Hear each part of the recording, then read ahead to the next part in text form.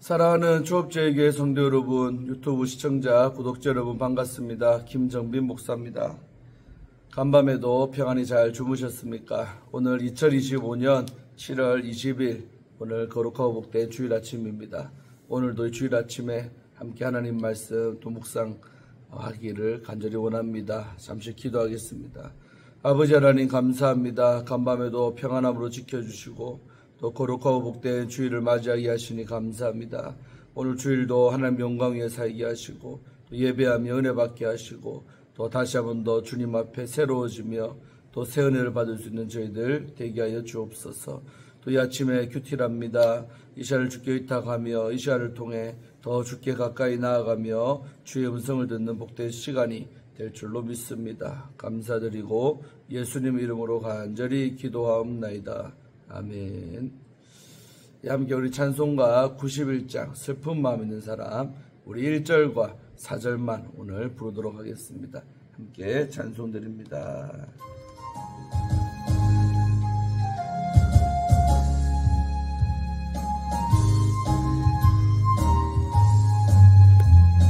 슬픈 마음 있는 사람 예수 이름 믿으며 영원토록 변함없는 기쁜 마음 얻으리.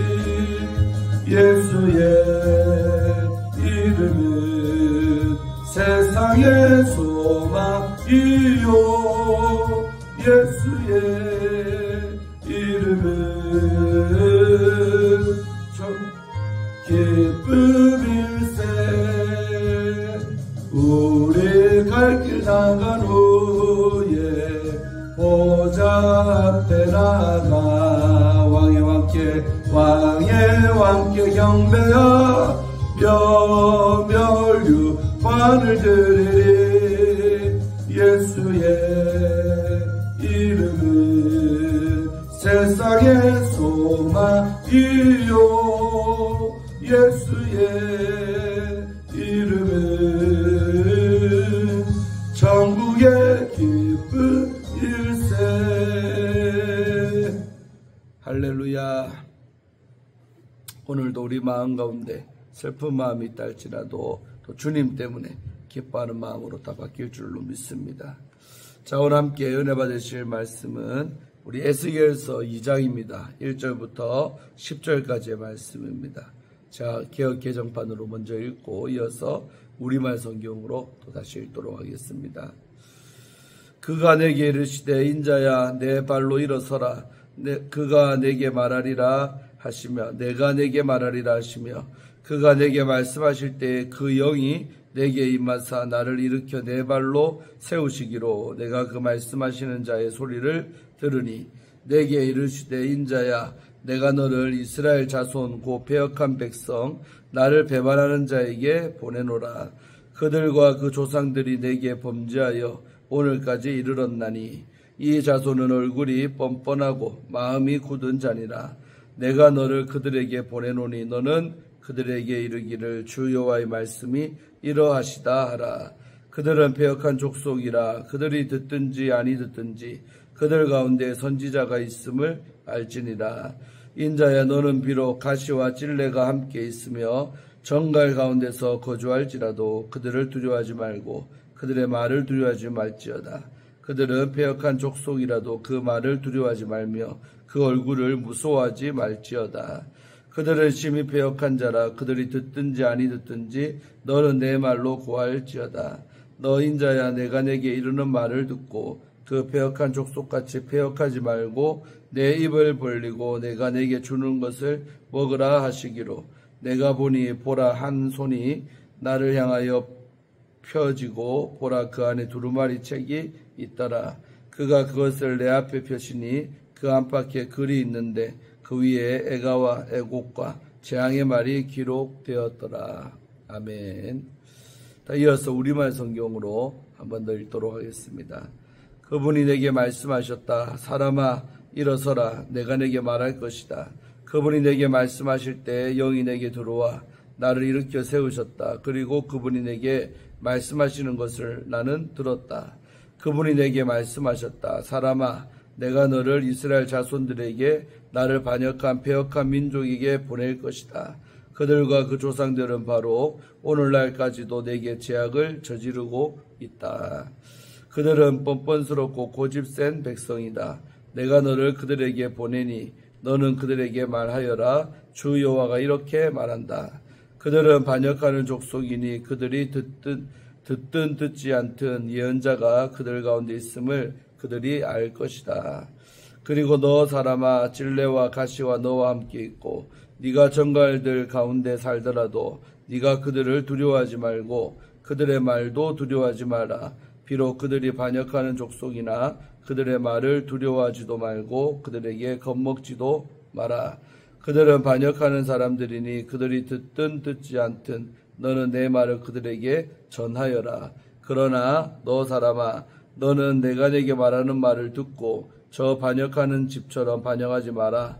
내 입을 벌려 내가 내게 주는 것을 먹어라. 그리고 내가 보니 한 손이 내게 뻗쳐오는 것이었다. 그 손에는 두루마리 책이 있었다.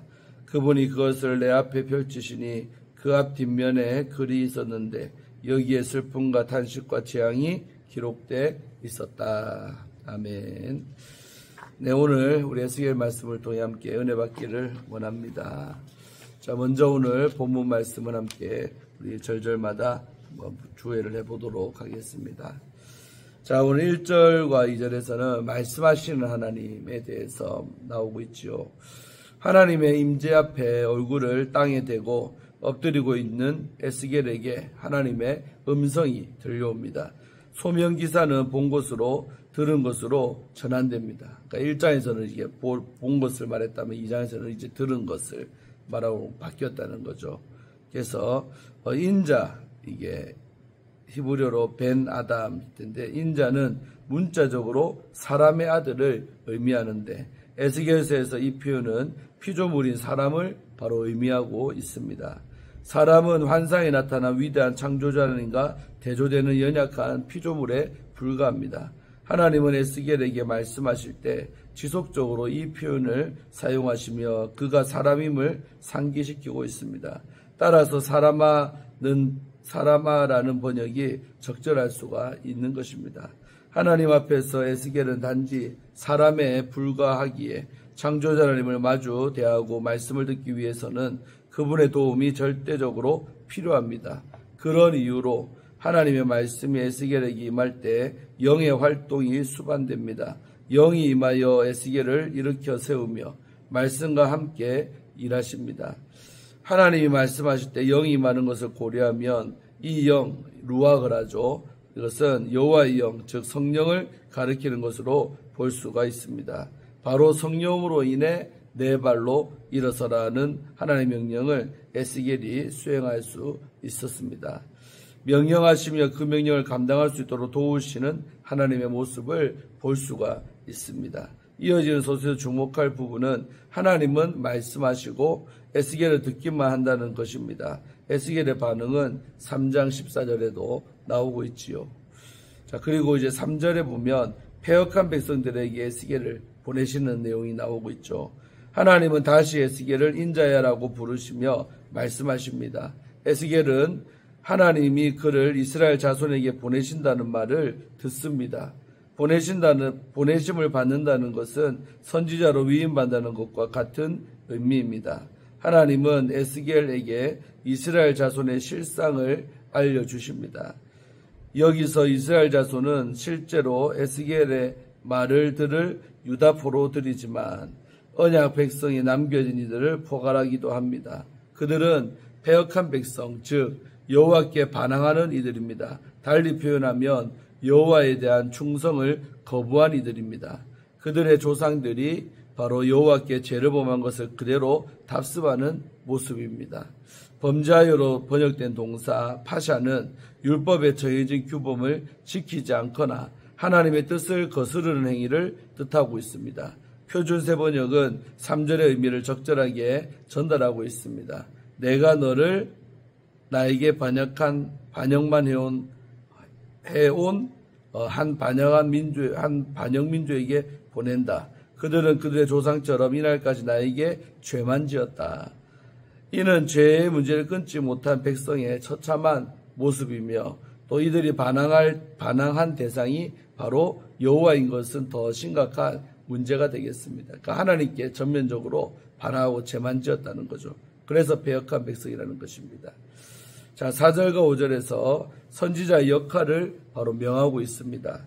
자, 하나님은 이스라엘 백성의 얼굴이 뻔뻔하고 마음이 굳었다고 지적하고 있습니다. 뻔뻔한 얼굴과 굳은 마음은 외적, 내적으로 고집을 부리는 모습, 즉 총체적인 완고함을 상징하고 있습니다. 하나님은 패역한 백성에게 에스겔을 보내시는데 그가 해야 하는 일은 여호와께서 주시는 말씀을 그대로 전달하는 것입니다. 이는 듣는 이들이 관심을 주지 않아도 대언자로서 감당해야 할 선지자의 의무입니다. 선지자 역할의 성공 여부는 듣는 이들의 반응이 아니라 보내신 이에 대한 순종에 달려 있습니다. 에스겔이 이 의무를 감당해야 하는 이유는 선지자가 그들 중에 있음을 보여주어야 하기 때문입니다. 패역한 자손은 에스겔이 선포하는 하나님의 말씀을 거부할 수 있지만 그들 중에 선지자가 있었다는 사실을 부인할 수는 없습니다. 이스라엘 백성은 패역한 자손의 모습을 보이지만 이로써 여전히 그들은 하나님의 말씀을 들어야 하는 언약 백성임을 바로 상기하게 됩니다. 자, 6절 뭐요? 두려워하지 말라는 내용이 나오고 있습니다. 하나님은 에스겔이 선지자 역할을 감당할 때 마치 가시와 바로 찔레와 함께하며 정갈 가운데 거주하는 것과 같으리라고 알려주고 있습니다. 이는 에스겔이 위협받는 상황에 처하리라는 바로 암시입니다. 그러한 상황에 처해도 그들을 두려워하지 말라고 하나님은 명하십니다. 패역한 백성의 반응을 내다보신 하나님은 그들의 반응에 위축되지 말라고 말씀하십니다. 자, 7절은 선지자로서의 사명 나오고 있죠. 에스겔의 사명은 단순합니다. 하나님께 들은 말씀을 그대로 전하는 것입니다. 그가 스스로 선택에 전달할 수는 없습니다. 이는 그가 주의해야 할 대상은 듣는 이들이 아니라 보내신 이라는 사실을 분명하게 보여줍니다. 목사로서 아주 마음에 와닿는 내용이죠.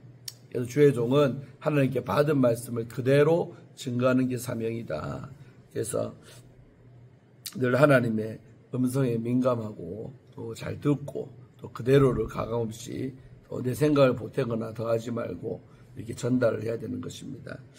자, 8절과 9절에서는 내가 내게 주는 것을 먹으라는 내용이 나오죠. 하나님은 에스겔에게 그들과 달리 패역한 모습을 보이지 말라고 명하십니다. 그리고 에스겔에게 당신이 말하는 것을 듣고 받아들일 것을 요구하시며 곧바로 그가 그렇게 하는지 확인을 하십니다. 즉 입을 벌리고 주는 것을 먹으라고 명하십니다. 그런데 에스겔이 먹어야 하는 것은 두루마리 책입니다. 그리고 실제 에스겔은 한 손이 펴지며 그 안에 두루마리 책이 있는 것을 봅니다. 예레미야의 소명에서는 여호와께서 손을 내밀어 그 입에 대시고 말씀을 주셨는데 예레미야 1장 9절이죠. 에스겔은 두루마리를 통해 말씀을 받습니다. 선지자마다 말씀이 임하는데 이제 그 형태가 조금씩 다르다는 거죠. 자, 마지막 10절은 애가와 애곡과 또 재앙의 말이 나오고 있죠. 두루마리 책의 안팎은 글로 가득 채워져 있었습니다. 이는 더하거나 뺄 여지가 없는 완전한 메시지를 의미하고 있지요. 에스겔의 의견을 덧붙일 수도 없고 하나님도 어떤 수정의 여지도 허락하지 않으시는 듯 합니다. 그 내용은 죽음으로 인한 슬픔을 노래하거나 그 슬픔을 소리로 표현하는 애가들, 애곡, 재앙입니다. 이로써 패역한 족속이 맞이할 사항을 예견하고 있습니다. 하나님의 말씀을 들어야 하는 이들은 패역한 상태입니다. 그래서 말씀에 무관심하겠지만 그들이 듣는 말은 결코 그들이 원하는 말이 아닙니다. 그래서 우리가 늘 이렇게 하나님 말씀 들을 때 내가 원하는 말을 들으려고 하지 말고 그분이 뭐라고 하시는지를 들어야 됩니다. 그 말이 내 마음에 소화가 잘 안 될 수도 있고 내 마음이 찔려서 힘들 수도 있지만 그 말씀을 들으려고 내가 원하는 말씀을 들으려고 이렇게 교회 나오는 건 아니죠. 오늘도 주일인데 그런 말씀을 들려고 오는 것이 아니라 하나님이 내게 뭐라고 말씀하시는가, 그 말씀을 듣기를 주의 이름으로 축원드립니다. 자, 이제 마지막으로 우리 적용하는 부분 보겠습니다. 중요한 것은 꺾이지 않는 마음이다. 한때 유행하는 말이 꺾이지 않는 마음, 젊은 사람들 사이에서 유행했던 말이죠. 자, 함께 보겠습니다. 2002년 월드컵 우리나라가 4강에 갔었죠. 그때 포르투갈전에서 국가대표 선수들이 중요한 것은 꺾이지 않는 마음이라는 말이 적힌 태극기를 들고 나왔었습니다. 실제적으로 절대적으로 불리한 상황 속에서도 포기하지 않고 도전하는 이 모습은 국민들에게 큰 감동을 주었습니다. 중꺾마라는 유행어를 낳았지요. 중꺾마, 약자로 중요한 것은 꺾이지 않는 마음이다 하는 것, 중꺾마. 이것은 하나님의 말씀을 전하는 사명자에게는 더욱 필요한 바로 마음입니다. 말씀을 전하는 환경은 언제나 녹록지 않기 바로 때문입니다. 하나님은 에스겔을 인자라고 부르십니다. 이 호칭을 쓰신 이유는 에스겔이 연약한 인간임을 잊지 않아야 했기 때문입니다. 그는 당대 누구도 보지 못한 영광스러운 환상을 보았습니다. 하나님이 직접 사명과 권능을 주셨기에 자칫하면 교만에 빠질 우려가 또 있었지요. 그래서 하나님은 그를 연약한 인간의 아들이라고 부르심으로 그의 한계를 환기시키십니다. 받은 능력이 크면 교만해지기 쉽습니다. 우리는 질그릇처럼 깨지기 쉬운 연약한 존재임을 잊지 말아야겠습니다. 하나님은 에스겔에게 성령을 주시고 그를 일으켜 세우십니다. 2절이었죠. 막중한 사명을 주시면서 동시에 그 사명을 감당할 능력도 함께 주신 것입니다. 우리는 교회를 향한, 세상을 향한 사명을 받다는 것을 알지만 그 사명을 감당할 만한 능력이 없음을 늘 아쉬워하고 두려워합니다. 그러나 어떤 사명이든 우리의 힘으로 감당하는 것이 아닙니다. 에스겔의 경우처럼 능력은 하나님이 주실 것임을 믿고 오직 성령님이 함께 하시기를 사모해야 합니다. 고난은 피할 수 없는 현실이죠. 에스겔이 말씀을 전해야 하는 대상인 이스라엘 백성은 패역한 백성, 하나님을 배반한 자, 뻔뻔하고 마음이 굳은 자, 3, 4절에는 이런 표현들이 다 나왔죠. 이스라엘에서 하는 말이에요. 이런 사람들에게 말씀을 전하는 사명이 절대로 쉬울 리가 없지요. 열매가 풍성히 맺힐 것을 기대할 수도 없습니다. 그러나 진정한 중성이나 열매를 기대할 수 없는 상황에서도 꺾이지 않고 묵묵히 순종하는 바로 것입니다. 하나님은 에스겔에게 듣든지 아니 듣든지 전하라고 거듭 말씀하고 있습니다. 5절과 7절이었죠. 이것은 백성이 거부하리라는 전제로 하신 말씀이며 이들이 듣지 않더라도 에스겔에게 책임을 묻지 않으신다는 바로 뜻입니다. 이처럼 사명자의 성공 여부는 사람들의 반응에 달린 것이 아닙니다. 맞죠? 불신자들의 성공 기준은 사람들의 반응입니다. 그래서 사람들의 오감을 자극하는 반응을 이끌어내려고 온갖 노력을 다하죠. 그러나 하나님의 기준은 우리와 바로 다릅니다. 우리가 듣는 이들의 반응을 따지지 않고 즉각 순종하면 하나님이 이것을 성공이라고 말씀하십니다. 에스겔이 전해야 할 메시지는 참으로 부담스러운 것이었습니다. 하나님이 에스겔에게 주신 두루마리에는 애가와 애곡과 재앙의 말이 기록되어 있었죠. 10절에 이것이 곧 에스겔이 선포해야 하는 바로 말씀의 내용들인 것입니다. 이것은 누구라도 싫어할 만한 사명입니다. 이때 필요한 것이 바로 꺾이지 않는 마음이 아닐까요? 우리가 써가는 세상 속에서 하나님의 뜻을 바로 숨김없이 말할 수 있는 진정 꺾이지 않는 마음의 소유자가 되기를 바랍니다. 하나님의 말씀을 전하다 보면 고단하고 괴로울 때가 많습니다. 아무리 외쳐도 듣는 사람들의 반응이 얼음같이 완고하다면 전하는 사람은 괴로울 수밖에 없습니다. 이 사명이 얼마나 괴로웠는지 예레미야는 다시는 말씀을 전하지 않겠다고 여러 번 결심했을 정도입니다. 예레미야 20장 9절에 그런 말이 나오고 있죠. 그러나 사명자는 꺾이지 않는 마음을 가지고 말씀을 선포해야 합니다. 이것이 하나님께 받은 큰 사명이기 때문입니다. 할렐루야. 자, 오늘 큐티는 주의 종들에게 참 많은 의미를 더 주는 것 같습니다. 그래서 우리가 하나님께 전한 마음을 전할 때 백성들의 마음이 반응이 어떠하든지 또 완고해서 받아들이지 않으려고 하고 찡그리고 그럴지라도 계속 증거해야 될 게 바로 주의 종의 말씀의 선포의 사명이죠. 설교사이기를 할 수 있죠. 저도 오늘 설교를 합니다만은 설교할 때 사람들의 반응 목사니까 당연히 살피죠. 그러나 때로는 그 반응과 상관없이 받은 메시지를 그대로 증거해야 될 것이 주의 종의 사명이라는 거지요. 그때 중요한 것이 오늘 큐티의 어떤 주제 묵상 키워드처럼 바로 꺾이지 않는 중꺾마입니다. 그럼에도 불구하고 꺾이지 말고 계속 그 일을 해야 될 줄로 믿습니다. 그것이 참 어려운 일이죠. 그래서 그런 사명 잘 감당하는 저와 여러분들이 바라고 여러분들도 설교하는 것 아닐지라도 또 내가 불신자들에게 또 내 사랑이들에게 계속 복음을 증거할 때 그들에게 막히고 거절당하고 거부당할지라도 끊임없이 끝까지 그 일을 포기하지 말고 꺾이지 말고 해야 될 것입니다. 그런 복음의 전파의 사명이 우리에게 주어졌음을 우리는 알고 있지요. 그대로 살기를 주의 이름으로 축원드립니다. 자, 기도하고 마칩니다.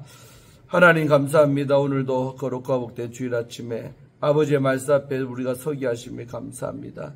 저희들 귀한 사명 주셨사오니 에스겔처럼 열악하고 힘든 상황 또 뻔뻔하고 마음이 굳은 백성들에게 하나님의 말씀을 증거한다는 것이 쉬운 일은 아닐 것입니다. 그럼에도 불구하고 내가 하는 것이 아니라 하나님의 영이 함께하사 하게 하시는 것이니 늘 주님만 의지하고 겸손한 마음으로 또 말씀의 수반자로서 잘 감당하는 우리 모두가 되게 하여 주시옵소서. 감사드리옵고 오늘 이 하루도 은혜 받는 거룩하고 복된 주일이 되게 하여 주옵소서. 예수님의 이름으로 간절히 축복하며 기도하옵나이다. 아멘. 할렐루야. 오늘도 복된 하루 되시기를 바라고 잠시 후에 교회에서 뵙도록 하겠습니다. 샬롬.